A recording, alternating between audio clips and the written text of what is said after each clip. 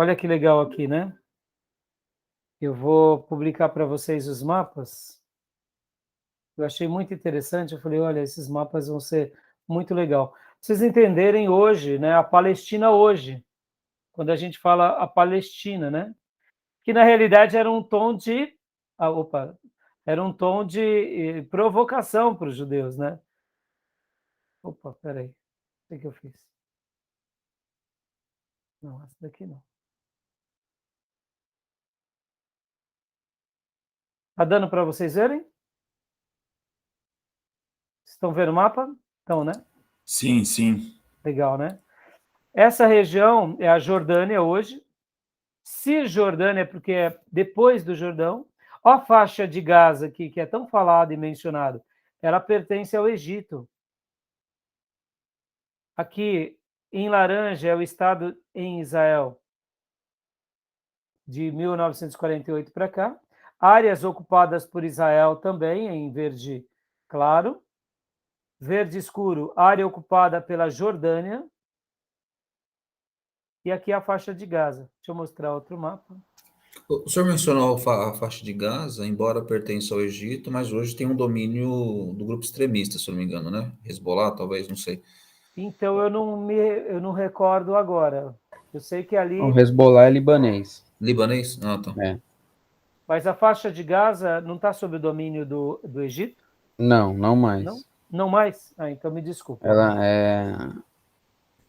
Aquela região da Palestina ali é dominada por um grupo extremista árabe, eu não lembro o nome agora. Hamas. Tá, então, Hamas. Hamas, obrigado. Tem, Ah, tá certo, é inclusive verdade. tem... É dali que eles soltam aqueles... Isso. Isso, os mísseis, né? Exatamente. Pode falar, Felipe. Tem uma história até envolvendo... a gente falou de militarismo, né? De questões militares. O Hamas, se eu não me engano, ele tem estreita ligação com o nazismo. Tem um treino das tropas ali entre a Alemanha e essa galera aí. Eu nunca ouvi Inclusive, falar. estreita ligação com o senhor Luiz Inácio Lula da Silva. Tem coisas que é bom a gente saber para a gente pesquisar, né?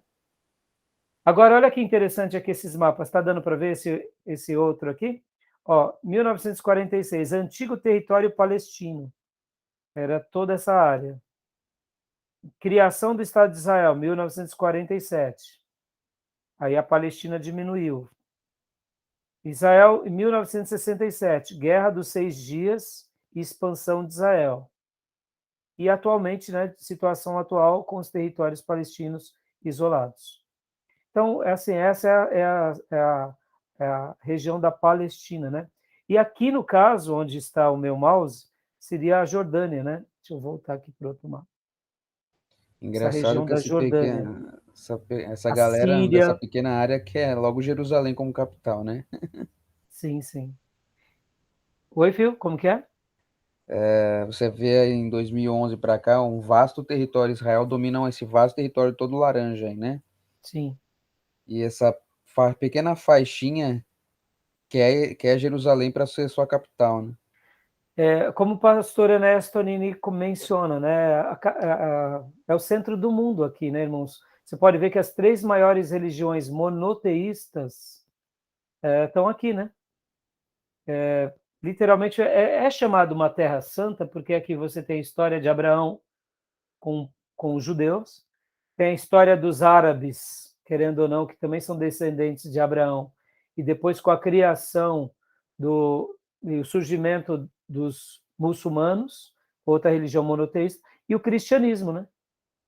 Então, as 3 maiores religiões monoteístas, durante um longo período da história da humanidade, literalmente dominaram essa área. Por isso que a gente tem que orar muito por Israel, né, para que Deus derrame paz nesse território. Olha a Síria aqui, o Líbano, né, a norte, né, toda o Egito. Não é fácil, né, irmãos? Só de a gente imaginar o que acontece aqui é algo fora do comum, né? Então vamos lá, os filisteus. Eu quis mostrar um pouquinho para vocês que essa região da Palestina foi um nome pejorativo dos romanos chamando os judeus de estrangeiros ou vocês são filisteus. Imagina. E os árabes tomaram para si esse nome, porque durante muitos séculos esse território foi de domínio árabe. A maioria dos séculos, lembram das cruzadas, irmãos? Nas cruzadas, o que acontecia? Os reis, junto com os papas, eles iam querendo dominar Jerusalém, entendeu? Então, nas cruzadas, eles iam tentando dominar os países que não eram cristãos, fazendo com que eles se tornassem cristãos à força, e o alvo também da maioria dos reis era dominar Jerusalém. Pode ver que e muitas vezes eles perderam batalhas e não conseguiram, né? Então vamos voltar lá para a nossa leitura. Ô pastor, desculpa, esse nome que deram para Israel, né, como uma ofensa, como os árabes tomaram posse desse nome, palestino, né? Por que eles tomaram posse mesmo desse nome, o senhor falou? Não, porque virou um nome. Pensa assim, vou dar um exemplo para você. Os romanos dominaram durante vários séculos essa região. Sim. Mesmo eles tendo destruído, espalhado os judeus para o mundo afora, eles continuaram dominando ali. Eles acharam por bem de chamar também aquele lugar do quê? Porque a própria palavra, né, a gente viu que Palestina significa imigrantes, né? Sim, errantes, imigrantes, estrangeiros. Estrangeiros. Então, eles colocaram esse apelido de propósito para humilhar. Vocês não são mais daqui, vocês são estrangeiros. Nós te expulsamos, nós destruímos o templo, espalhamos vocês. E esse nome foi o nome que foi dado, se perdurou, como se fosse os filisteus, como se fosse como se fosse literalmente a cidade dos filisteus. Então, não ficou virou claro. só um apelido. E aí o que acontece? Quando houve o domínio árabe, já tinha esse nome. Então eles falaram, qual o problema? Aqui é a Palestina. Ficou claro. Ficou mais ou menos... Não tem uma explicação. No começo foi pejorativo, mas depois se tornou ficou o nome normal, do lugar. Né? Nome do lugar. Né? Sim, tá bom, sim. meus irmãos? Okay. Vamos voltar aqui para a leitura, né? Irmãos, eu queria fazer... Aqui vai ter muitas informações legais sobre a questão dos filisteus, né? A gente vai ver muita coisa interessante. Vale a pena dar uma mergulhada, né? Por exemplo, né? A gente acabou de ver aqui os filisteus, tal, o nome, a origem, vai vir a questão da localização. Na Bíblia vai trazer bastante detalhes. Uma outra coisa interessante, a gente vai ver também a questão do grande soldado filisteu e a família deles, que dava para ver que Golias não era o único, né? Ele tinha mais irmãos. Até há alguém que vai dizer que Davi pega 5 pedras, porque uma foi para Golias e as outras 4 para os outros 4 irmãos, né? Dizem que Golias tinha vários outros irmãos, famílias de gigantes, né? Aí vai vir menções também de divisões políticas, a religião. Vamos ler aqui a questão da religião. Leia para nós, Felipe Rente, por gentileza. Eram idólatras como todos os povos da terra de seu berço natal, Creta ou Chipre. Trouxeram seus deuses gregos, mesclaram com os egípcios e por fim casaram-se com os de Canaã. Dentre as dezenas de deuses, esses 3 eram os principais: Dagon, Astarote e Baal-zebub. Dagon era o deus principal, o mais importante, tinha corpo de peixe e cabeça de homem. Importantes templos foram-lhe dedicados nas mais importantes cidades da Filistia. O de Gaza foi destruído por Sansão, Juízes 16, 21 a 30. O ídolo de Asdod caiu milagrosamente diante da arca do Senhor, 1 Samuel 5, do 1 ao 9. Baal-zebub, que significa Senhor das Moscas, era protetor contra as moscas que infestavam aquela região. 2 Reis 1, 2, 3, 16. Costumavam levar seus ídolos à guerra, a quem atribuíam suas vitórias. 1 Samuel 5, 1, 2, 31, 9. Uma das coisas que vocês têm que lembrar, irmãos, nos dias bíblicos, a guerra era feita em nome de Deus. Então, aquela nação, como é o caso aqui, por exemplo, os filisteus, quando eles guerreavam com Israel, se eles vencessem a batalha, era o Deus deles que era mais forte que o Deus de Israel. Por isso que muitas vezes Deus se revela ao povo dele, dando instruções de como eles deveriam viver para poder vencer. Mas perceba, Deus, diferente dos ídolos, Deus ele tinha critérios, porque se o povo não atendesse aos critérios de Deus, o próprio Deus sentenciava a ruína e a escravidão do povo. Para mostrar, olha, se vocês não me obedecerem, é o caso, por exemplo, da derrota que houve com Icabode, quando os filhos de Eli vão à guerra, filhos desviados, de um pai sumo sacerdote duplamente desviado, permitindo aquela batalha. A arca se perde, a glória de Israel ela é levada, os filisteus vencem, levam a arca para a casa de Dagon, o templo de Dagon, e Deus estava ali de forma pedagógica ensinando o seguinte: meu povo, se vocês não caminharem segundo os meus termos, eu não vou vencer as suas batalhas. O inimigo vai prevalecer. No entanto, como ninguém é maior do que eu vou mostrar a minha glória até para eles. É aí onde, né, tem aqueles episódios da arca lançando pragas sobre os filisteus, e a gente vê isso lá no livro de Juízes e vê isso também no livro de Samuel. Agora, é interessante a gente notar tudo isso, irmãos, porque a gente aprende o seguinte, que Deus ele se mostra no Velho Testamento como também esse ser supremo, né? O Jeová Sabaote, ou o El Shaddai, o Todo-Poderoso, ou o Onipotente, o Senhor dos Exércitos, porque ele quer mostrar também que se havia uma guerra de deuses, ele era supremo a todos. No entanto, não bastava ele ser supremo a todos. Já que Canaã era uma terra sagrada, os seus habitantes, que eram os hebreus, os judeus, deviam ter vidas sagradas. Senão, não tinha sentido de ter Canaã. Nessa minha última mensagem, eu falei muito essa expressão. Canaã é terra da aliança. Se não há aliança, não tem sentido ter Canaã. Canaã é um lugar sagrado. Se não há santidade, não tem sentido estar em Canaã. Pode ver que Deus preserva. E o cativeiro assírio e o cativeiro babilônico são as duas maiores lições pedagógicas desse povo errante. Pode ver, Deus destrói tudo, mostrando o seguinte, que não adianta você estar no lugar da forma errada, né? Porque Deus é maior do que o território. Isso é uma mensagem para nós cristãos também, né? A gente está fazendo igreja, está prosperando, estamos construindo templos com a vida errada. Não adianta.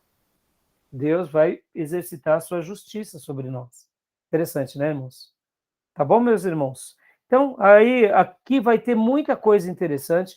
Qualquer dúvida, vocês me perguntam ou registram no livro, tá bom? Querem fazer alguma observação? Já leram essa parte? Querem comentar algo? Eu fiz só com... Na verdade, não é bem uma dúvida, era mais uma curiosidade, porque o povo judeu caminhou com esses povos, e eu acredito que houve também uma influência direta desses povos no comportamento do povo judeu. Eu não percebi isso no livro. Queria até uma indicação tua, pastor, se o senhor tem alguma coisa que eu possa falar. Não, você vai ver sim, principalmente você vai ver isso, sabe aonde, pastor Johnny? Em Introdução ao Antigo Testamento. Ah, legal. Sabe por quê? Quando formos estudar o livro, vou dar um exemplo para você. A gente foi estudar, por exemplo, Juízes, na Introdução ao Antigo Testamento, e Josué, a gente vai notar isso. Por exemplo, ó, aqui não tinham os três grandes ídolos, Dagon, Astarote e Baal-Zebut. Deus Baal, que era um deus cananeu, era o deus da fertilidade. Lembra nos dias do profeta Elias? Os 450 profetas de Baal? Por que Israel estava adorando o Deus de Israel e adorando Baal? Porque era mais ou menos o seguinte: o meu coração é do Eterno, do Deus de Israel. Mas a minha oferta é para Baal, porque ele é o Deus da prosperidade, por causa da influência dos cananeus. Toda essa influência dos cananeus, e também aqui no caso, né, dos próprios outros povos vizinhos, eles atingiam diretamente Israel. E essa influência começava-se por onde? Principalmente os casamentos mistos. Nos casamentos mistos havia a frouxidão, e com a frouxidão havia agora a adoração a outros deuses, a outros costumes. Vamos comparar hoje, irmãos. O católico hoje, ele tem adoração a Jesus ou não tem? Tem. Canta hino, celebra. Mas ele tem adoração a Maria? Tem. E aos outros santos? Também tem. É mais ou menos isso que acontecia com Israel. Entenderam?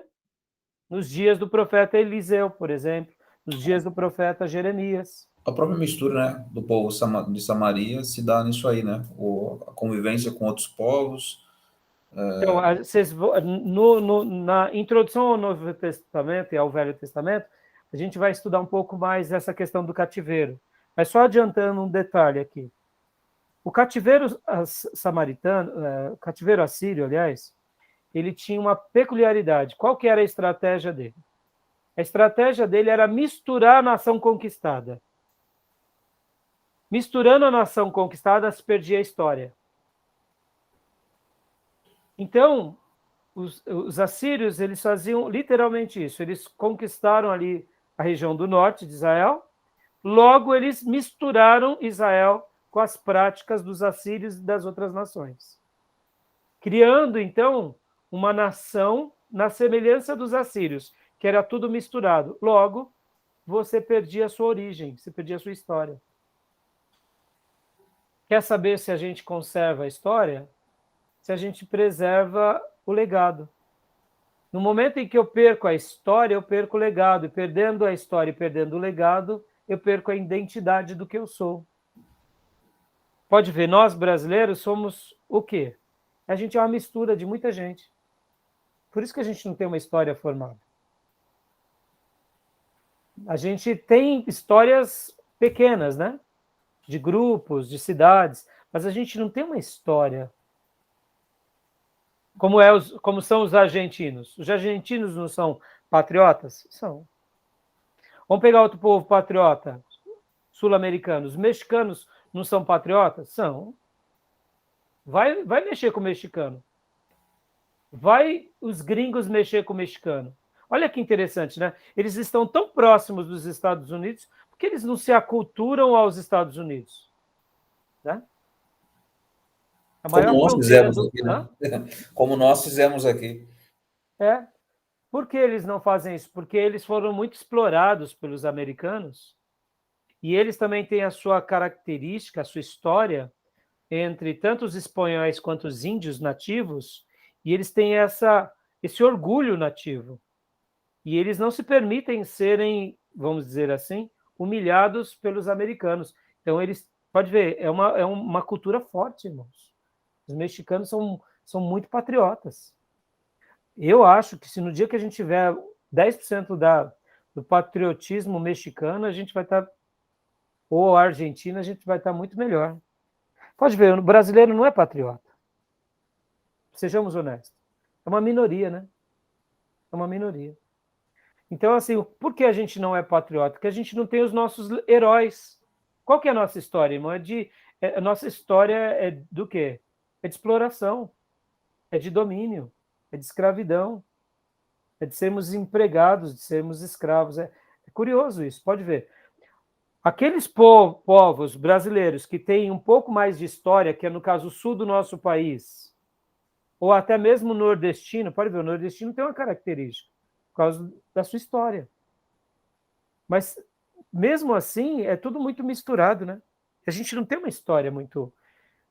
Eu sou isso, eu honro as minhas origens, né? Pode ver, nossa nação, Deus precisa mudar nosso quadro. Eu acredito que a resposta para dar uma uma identidade no nosso país é o cristianismo.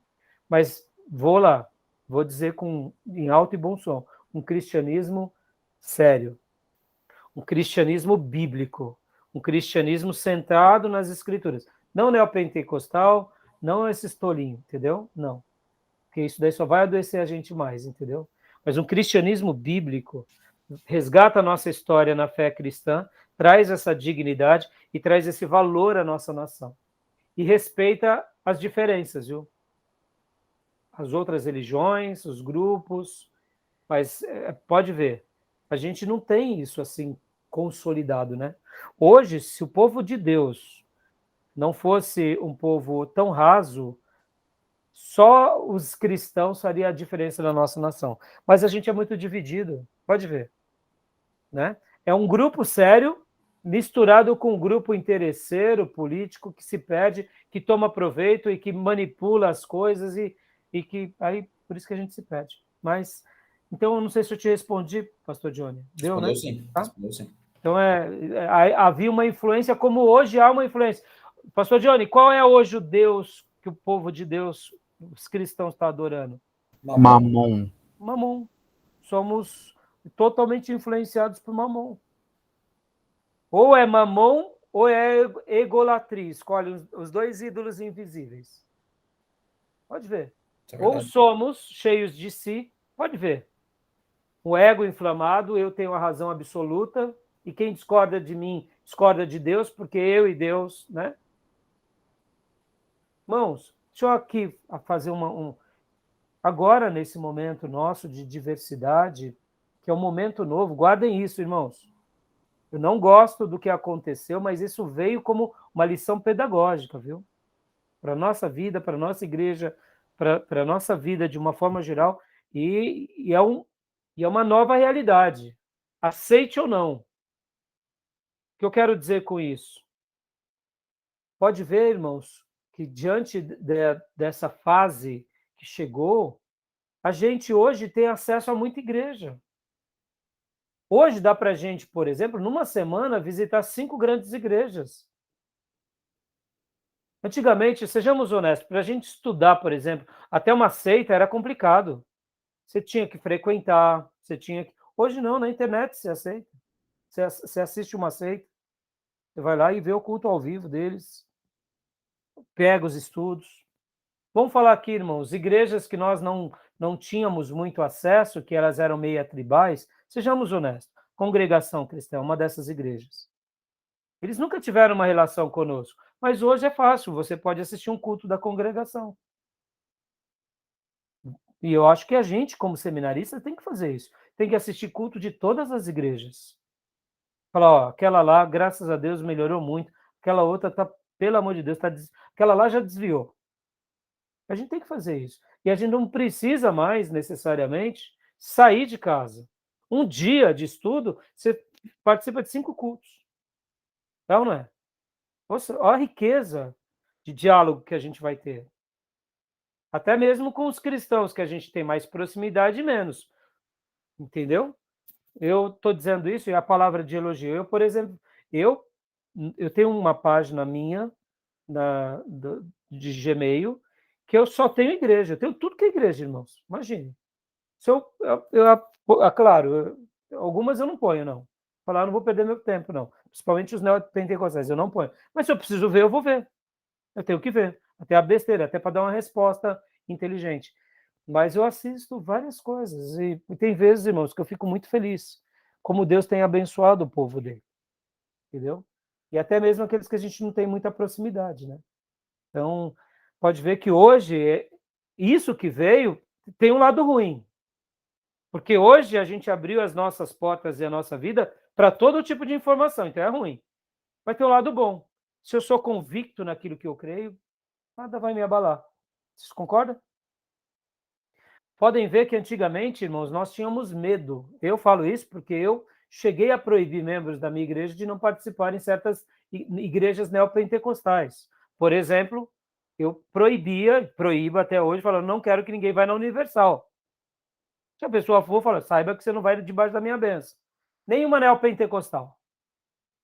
Se alguém quer conhecer, então tem que falar comigo. Por quê? Porque a pessoa vai numa neopentecostal, um novo convertido, ele volta com a cabeça tudo bagunçada. Mas hoje, nesse mundo digital, por isso que eu digo que é um momento novo, que eu mesmo não gostando, eu tenho que aceitar. O irmão, ele entra no culto lá no Templo de Salomão e eu não posso fazer nada. Ele foi para o templo e ainda deu oferta pelo Pix. E eu não pude impedir, entendeu? Então, qual é a questão aqui? A questão é que antes eu tinha um certo controle, que a pessoa tinha que ir. Hoje ela tem que só digitar. Mas qual é a bênção disso tudo? Quem está comigo, está comigo. Quem não está, não está. O irmão está frequentando essa igreja, eu deixo bem claro, pode entrar. Eu deixo bem claro, irmãos, não compactuo. Tá bom. Tá bom. Obrigado, Fátima. Tá bom. Tá bom. Obrigado, Fátima. Meu filhão veio trazer aqui Deixa eu fazer uma inveja. Um pão de queijo da mulher. Desculpa, pastor. Não chegou aqui, hein? Não chegou aqui. Olha o cheiro, não tem cheiro, né? Ainda não. Daqui uns dias até o cheiro, né? Né? Mas voltando, gente. Então, o que eu quero dizer? Tem um lado ruim, mas tem um lado bom, irmãos. Vem cá, pastor Johnny.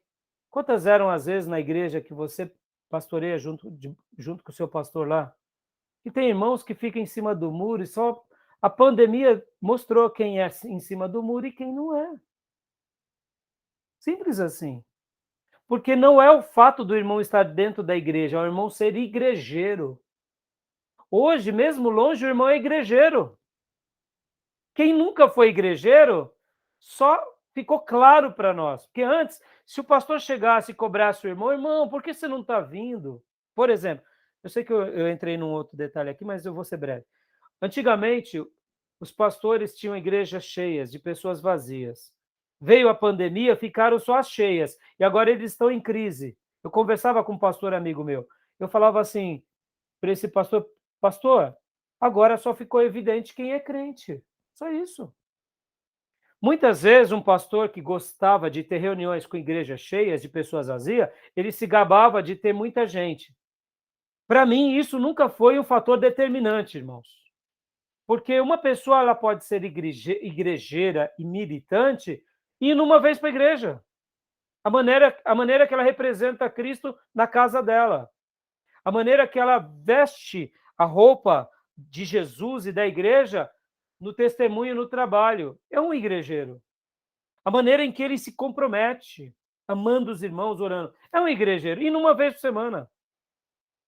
Então, antigamente, quando a gente cobrava as pessoas, mas hoje não, hoje está tudo muito fácil.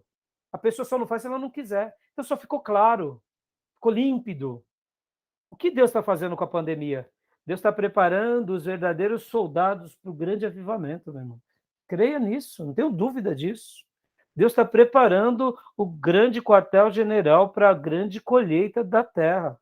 E a pandemia veio na nossa história com a tecnologia para afinar os nossos sentidos. Não tenho dúvida disso. É o que eu acho. Pode demorar mais 50 anos, mas é a lição que a gente nunca mais vai esquecer. Porque amanhã, quando voltar à normalidade, a igreja vai estar cheia. Muitas vezes de gente vazia. E a gente vai falar, não está legal. Só tem blá, blá, blá. Porque, meu irmão, o verdadeiro cristão, ele defende a causa de Cristo, defende a igreja, tem clarezas de papéis, ama o seu povo, milita naquela causa, se doa. Ou seja, é um soldado. E pode ver que hoje, voltando para a sua pergunta, a influência continua, mas quem não vai ser influenciado? O verdadeiro convertido, o verdadeiro nascido de novo, o verdadeiro espiritual. Pode ver, irmãos, e aqui fica uma lição para vocês, que são mais velhos, como para mim. Às vezes a gente tem anos de igreja, a gente se acomoda. Anos de igreja não diz nada, irmãos, diz nada. Anos de igreja só diz o seguinte, eu tenho uma história. Mas o que diz é como eu vivo esses anos de igreja. Isso que diz. Como eu sou hoje. No passado eu era fervoroso, mas de hoje? O que importa? Então a gente tem que se lembrar de seminarista, porque um dia, irmãos, a gente vai envelhecer, a gente vai perder o vigor, mas a gente não pode perder a espiritualidade. Concorda? Josué envelheceu, não perdeu a espiritualidade. Moisés envelheceu, não perdeu a espiritualidade. É assim que deve ser conosco também. Tá bom? Então, irmãos, aqui, ó, O último que eu queria ler agora aqui com vocês eram os últimos dois, eram os últimos três, né? Só vou passar pincelando aqui rapidinho, que são os midianitas, né, que a gente já falou, né? Leia para nós, Felipe, rapidinho, só essa primeira frase. Após a morte de Sara, Abraão desposou uma mulher chamada Quetura, Gênesis 25:1. Dessa união nasceram 6 filhos, Gênesis 25:2. Abraão, antes de morrer, deu seus bens a Isaque, filho da promessa. Aos filhos de Quetura deu dádivas e os enviou ao Oriente. Um dos reis filhos de Quetura chamava-se Midian. Um dos 6, né? Filhos de Quetura chamava-se Midian, que por sua vez gerou 5 filhos: Efá, Efer, Enoque, Abidá e Eudá. Gênesis 25:4. Dessas famílias saíram os midianitas. Vai continuar? Não, só a gente já comentou sobre eles, o Jetro, né? Olha lá, no último parágrafo, filhote, aqui, ó. Jetro era midianita. Moisés morou 40 anos na terra de Midian, né? E aí vai tendo aquelas descrições do que nós já comentamos. E depois de alguns séculos, eles também se levantam contra os próprios judeus. Agora vamos para o outro povo. Alguma pergunta sobre eles? Querem Não. perguntar? Tranquilo, pastor. Moab. Pode ler, Felipe, os Os moabitas? moabitas procedem do incesto de Ló com sua filha mais velha. Praticamente, Moabe começou em Zoar. Deixa eu fazer um comentário, desculpem. Estou até com a boca cheia. Será que o incesto teve a ver com a prática vivida dos homens de Sodoma e de Gomorra? Bem provável, né, pastor? Elas eram virgens. Mas na hora que deu a dor de barriga, como que a gente vai deixar papai? Toca vinho, resolveu. É nosso pai. Na cabeça delas, elas fizeram um bom negócio, mas na realidade elas nem imaginavam que elas estavam cometendo um delito. Mas a influência de quem? Das Campinas E como isso é verdejantes de perigoso, né? Sodoma e Gomorra. Como? E como isso é perigoso, né? Porque aparentemente não há maldade, mas assim Não no é. subconsciente, tudo aquilo que viram, externaram. É. Tem Tentaram poder. resolver o problema do pai. Mas se essas meninas, mulheres, estivessem vivendo com Abraão, com certeza elas iriam pedir ajuda para Abraão. Abraão iria orientar dando algum empregado, algum parente. É ou não é? Percebam. Tudo Como se não começou quando houver, como houve se briga e quando houve a separação. Eles olharam que os olhos se agradam, só que nem tudo que os olhos agrada é lugar abençoado, né? como Eu se não deduzo que houvesse, sim. como se não houvesse homem na redondeza, né? Exatamente, como se não houvesse, né? Nós estamos no fim do mundo, não tem mais ninguém. Não, e Pelo elas, amor de Deus, né? exatamente, elas deviam estar com 70 anos de idade, claro que não. Mas é Não. aquele momento de desespero, né? Até Mas eu mesmo acho que a porque, influência falou mais forte, viu, pastor? sim, a Você influência, o falou. medo, porque homem significava o quê, gente? Proteção, exército, né? Um pai velho com duas moças eram vulneráveis. Mas é aquilo, né, irmãos? Então, assim, só, desculpa cortar, Felipe, mas eu lembrei desse detalhe e falei, eu vou avisar. Pode continuar. Os moabitas, então, procedem do incesto de Ló com sua filha mais velha. Praticamente, Moabe começou em Zoar, onde Ló e suas filhas, por permissão de Deus, se refugiaram após a destruição de Sodoma. Segundo a versão grega Septuaginta, Moabe significa é de meu pai. O estudioso francês Edouard Paul acha que significa água de meu pai ou semente do meu pai.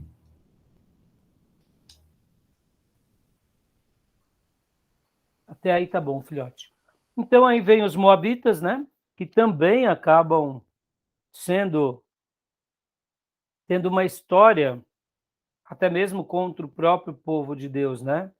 Eu ver aqui nessa expressão aqui. Deixa eu ver. Aqui, no seu maior esplendor, leia para nós, Felipe. No seu maior esplendor, Moabe contou com um grande território de 96,5 quilômetros de comprimento norte e sul por 57 quilômetros de largura leste-oeste.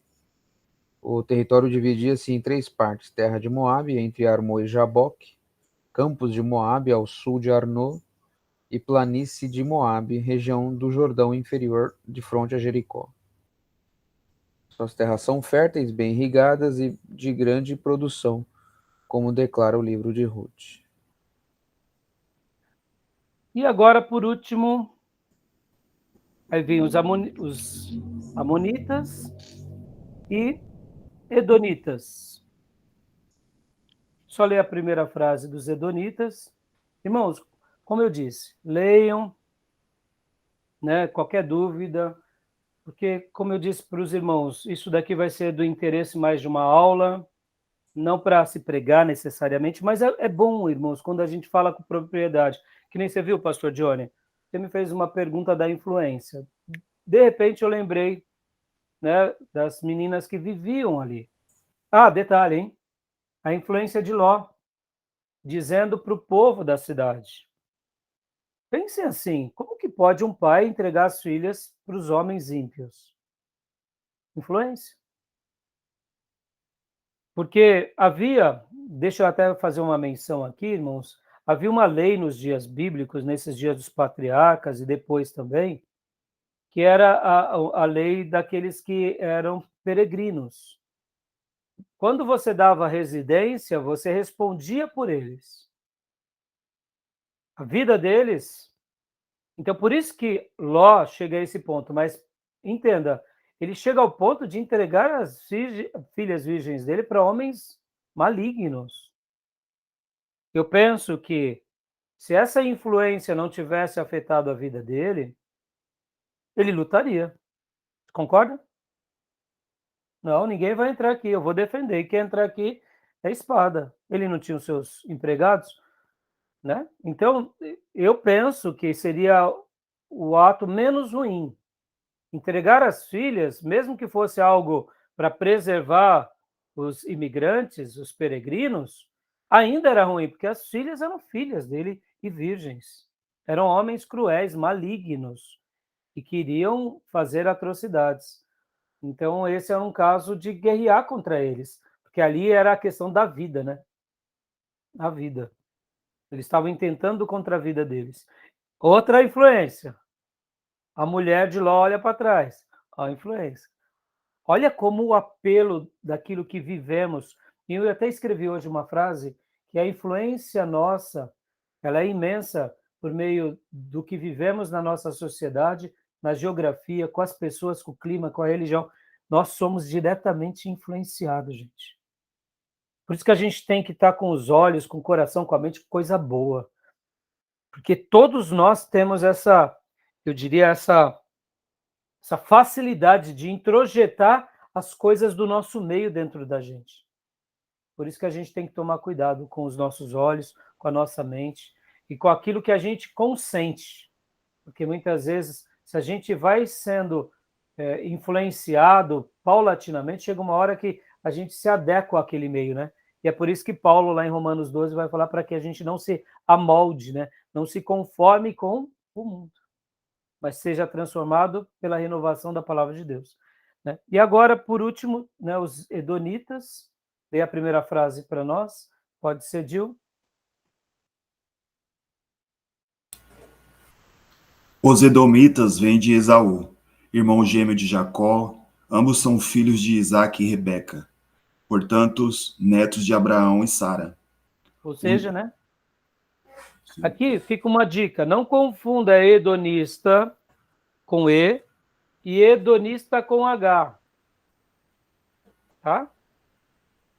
Mesmo sabendo que Esaú é o pai dos hedonistas, e que Esaú cumpria só com a sua vontade. Lembra, Esaú é aquele que troca a sua primogenitura pelo prato de lentilha. Ou seja, é aquele que despreza o espiritual para satisfazer a carne. A expressão hedonista com H foi criada pelos gregos, que é, em tese, o quê? A palavra hedonista significa aqueles que vivem buscando o prazer. Então, hedonismo com H é uma teoria, uma doutrina filosófica moral que afirma que o prazer é o bem supremo da vida humana. Então, essa filosofia moral diz que hedonismo é a satisfação da vida baseada em prazer, seja ela de beber, de sexo, de contentamentos, ou seja, eu tenho que buscar prazer, então eu sou um hedonista com H. O hedonismo aqui de Esaú é com E, que significa Edom, que é vermelho. Que na realidade a gente entende perfeitamente que, mesmo assim, Saul foi esse que satisfez só a sua vontade, mas não tem nada a ver uma coisa com a outra. Quem sabe o grego pegou emprestado essa ideia de Esaú, não sei. Mas essa é uma teoria filosófica moral grega, tá? Não confunda. Porque eu confesso para vocês que quando eu vi hedonista e eu me lembrava que Esaú era o pai dos hedonistas, eu falava, por causa de Esaú, mas não tem nada a ver. É por causa dos gregos, tá, irmão? Eu achava isso também, tá bom? E aqui o último, beleza? Mais alguma dúvida sobre isso? E acabamos. E aí a gente vai para as 12 tribos de Israel semana que vem. Tá bom, irmãos? Capítulo 4. Aí a gente vai falar um pouco sobre o reino dividido, né? Sobre os Herodes. Nós não entraremos muito, irmãos, na família herodiana. Vocês vão trabalhar muito na família herodiana em introdução ao Novo Testamento. A gente vai falar naquele período chamado período interbíblico, a história dos Macabeus, aqueles 400 anos antes do Novo Testamento. Vamos trabalhar sobre os impérios babilônico, medo-persa, grego e romano, e depois vamos falar um pouco sobre a família herodiana. Mas isso é a introdução do Novo Testamento. Agora, a gente só vai passar porque, de fato, está na história, para a gente entender um pouquinho, tá bom? Beleza, meus irmãos? Então, espero que os irmãos tenham aprendido Ok, mais um pastor. pouco, e caso a gente, né, de repente, Google, também não tenha sido tão prolixo quanto gostaria, eu peço aqui que os irmãos compreendam, né, porque, como eu disse, essa é uma área que não é a minha área, mas eu estou estudando bastante para poder dar o meu melhor para vocês, tá bom? E aí a gente vai aprendendo junto e vamos compartilhando junto, tá bom, meus irmãos? Pastor, sabe o que chama a atenção? Eu estava lendo o livro hoje e percebendo as práticas, principalmente as práticas religiosas das nações ali que rodeavam Israel e até mesmo toda a parte de Canaã ali. E o que é interessante é que, se a gente analisar o nosso meio atual, as práticas pagãs estão muito em evidência. Não que não houvesse essas práticas nos outros períodos, mas agora, principalmente o que eles tinham como religião, né? Além do sacrifício humano e tudo mais, aquelas atrocidades todas, mas a imoralidade sexual também era um tipo de culto aos deuses deles, né? Sim. E essa libertinagem que se tinha nos povos antigos, ou seja, é o poder e o sexo junto, né? Sim. E você pega a imagem de Deus e distorce, essa é o que o diabo faz com os seres humanos, é distorcer a imagem de Deus e distorcer a criação de Deus. Nós estamos chegando num ponto da humanidade em que nós estamos num grande mundo pagão, Sim, sim. né? E é claro que isso acontece porque nós estamos já no limiar das últimas coisas, né? Sim, Então o mundo, pode falar, pastor. não, continua, conclui. O mundo se assemelha muito, principalmente ao povo pré-diluviano, Sim, ou seja, totalmente incontrolável, amante dos seus próprios prazeres, A gente vê, por exemplo, questões como o aborto, por exemplo, você tem o assassinato de bebês, né, sendo altamente difundido no meio, no nosso meio, como até um método anticoncepcional, que é um absurdo. Então você tem uma degradação da humanidade, né? E principalmente no Ocidente, que são países que foram construídos pelo cristianismo e agora se derrete diante de um paganismo abjeto e diabólico, né? Muito bem colocado, Felipe. E agora, olha que interessante, hein? Só, eu sei que já deu o nosso horário, mas vale a pena a gente registrar e deixar até gravando. Foi muito bom você ter comentado isso, filho, porque quando Siquém, filho de Amor, o Eveu, cata Diná e a violenta, como que o texto sagrado diz sobre a maneira que Deus mencionou sobre o ato de Siquém? Fala que o que ele fez foi um ultraje, ele cometeu um mal, ele cometeu uma coisa reprovável. O texto bíblico mostra que, mesmo ele querendo casar, mesmo o texto bíblico registra, Moisés, quando está registrando essa história, ele dá ênfase no texto sagrado, mostrando o ato reprovável. Olha que interessante, foi muito legal a sua fala, por causa da pergunta do Dione, a influência. Os cananeus, eles eram imorais na sua sexualidade, tinham prostitutas cultuais, eram assassinos, inclusive, de crianças e de indefesos, isso que é o mais terrível. E nem por isso o povo hebreu se aculturou. E quando eles o fizeram, Deus os castiga. Pode ver, a revelação sagrada mostra isso. E é legal essa sua fala, porque tudo isso mostra como Deus nunca compactua com uma cultura que se destrói, de pecado, de imoralidade.